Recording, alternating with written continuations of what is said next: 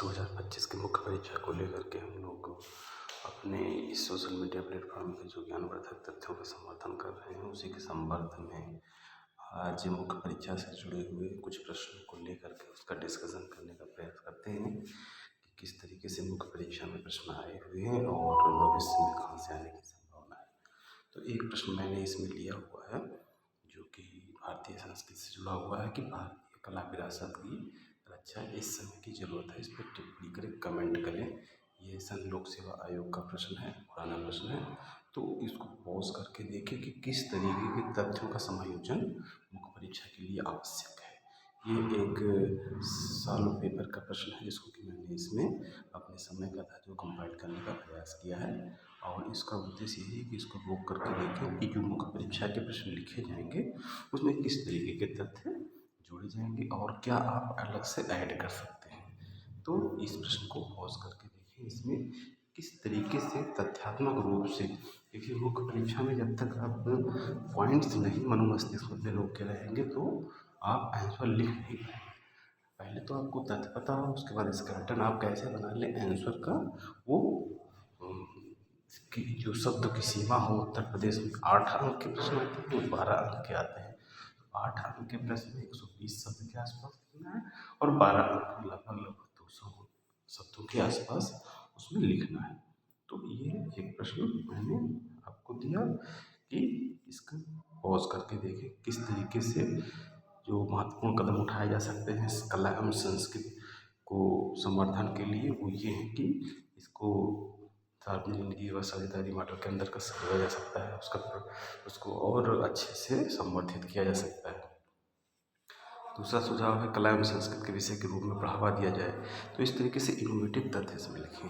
Next question मैंने इसमें लिया है कि भारत के इतिहास की पुनर्रचना में चीनी अरबी यात्रियों के वृत्तांत के महत्व का आकलन कीजिए।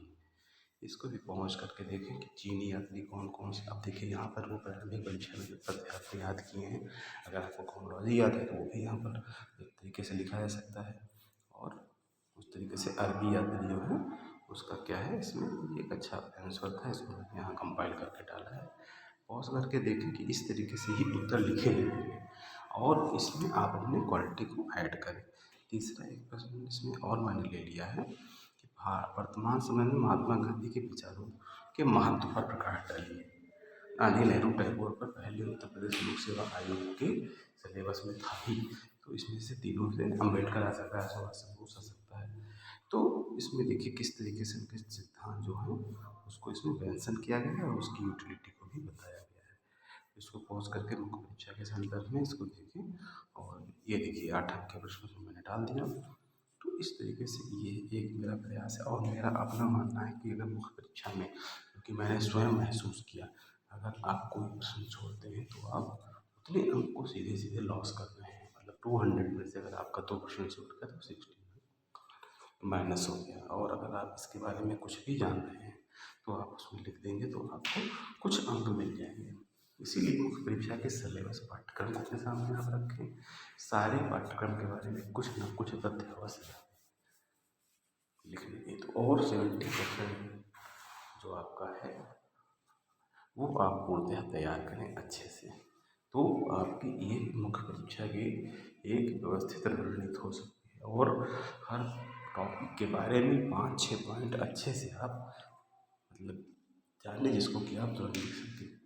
एक लाइन को 10 लाइन में व्याख्या करने की कैपेसिटी आपके पास होनी चाहिए। मुख्य परीक्षा की सबसे बड़ी क्वालिटी यही है। उत्तर प्रदेश लोक सेवा आयोग वाली ये परीक्षा आज की सबसे बड़ी प्रशासनिक और अन्य सरकारी सेवाओं के लिए